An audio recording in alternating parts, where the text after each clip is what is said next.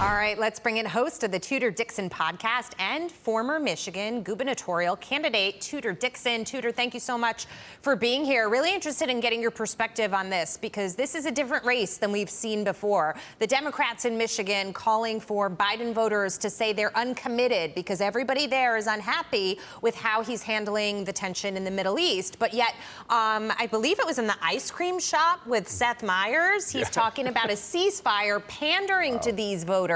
How do you think this is all going to shake out?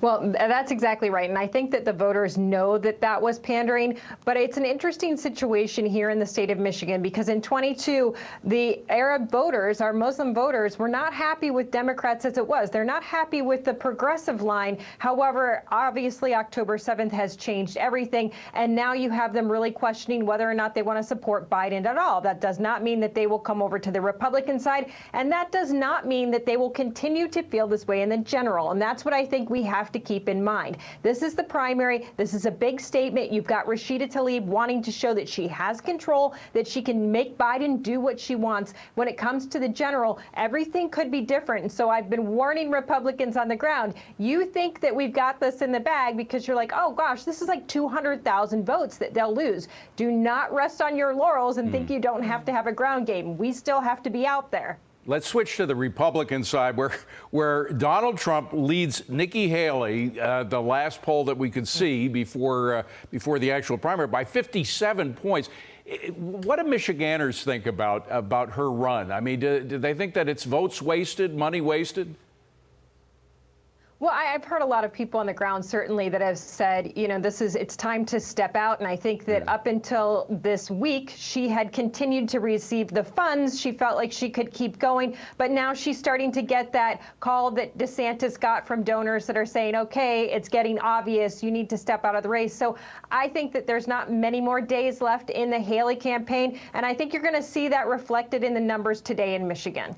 Can we talk about this for a moment? Because Trump seems to be edging out Biden in the latest general election polls that we have. Those are the ones out of Michigan. So many people are asking what exactly is holding the president back. Well, it actually could be because Democrat voters are following Rashida Tlaib's push to vote uncommitted in protest of Biden's support for Israel. But also, of course, Joe's aggressive electric vehicle push is a huge problem. Trump could gain support from members of the United Auto Workers Union just a month after endorsed Biden. Don't forget, the UAW president, Shawn Fain, said this just last month. A great majority of our members will not vote for President Biden. Yes, some will. But that's the reality of this. The majority of our members are going to vote their paychecks. They're going to vote for an economy that works for them. So in some ways, Tudor, this is the worst problem that Biden has in Michigan.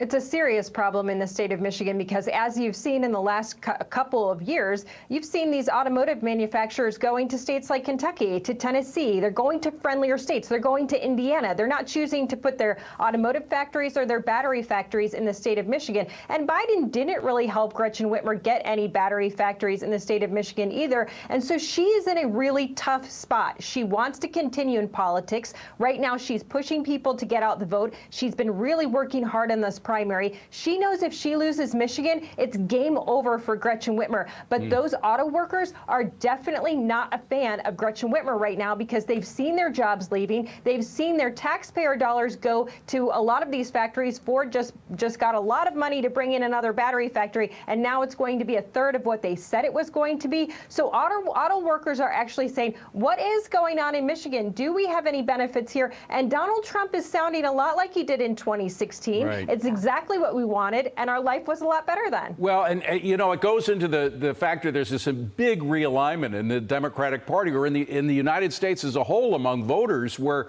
Republicans more often are seen as representing blue-collar workers than Democrats. I mean, Democrats are the one that are paying off the student loan of rich kids. Democrats are the ones that are arguing that we should be focusing our attention on building batteries in China, which is great for the Chinese, not so great for us.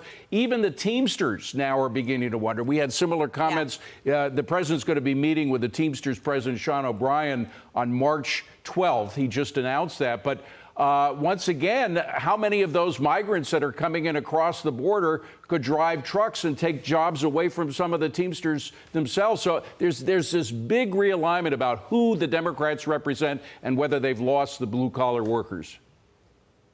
Right. And if you look at Michigan, energy prices continue to go up, and that's hurting manufacturing in the state. It's also hurting all of the people in their own homes that we continue to have rates increased. And then you have the report come out, the financial report come out that says hundreds of thousands of dollars went into Gretchen Whitmer's campaign from our energy companies. And people are going, wait a minute, what exactly is going on? Why is it costing us more money to have Democrats in office? Now she's come out with this climate plan that we're going to be 100% renewable by 2040. Right now, we're 12%. People are scared to death, and businesses are not coming to the state. Donald Trump is saying, hey, I'm going to stop all of this baloney. We're not going to go with the climate stuff. We're going to make sure jobs stay in Michigan. And people in Michigan are saying, heck yeah, let's go that way.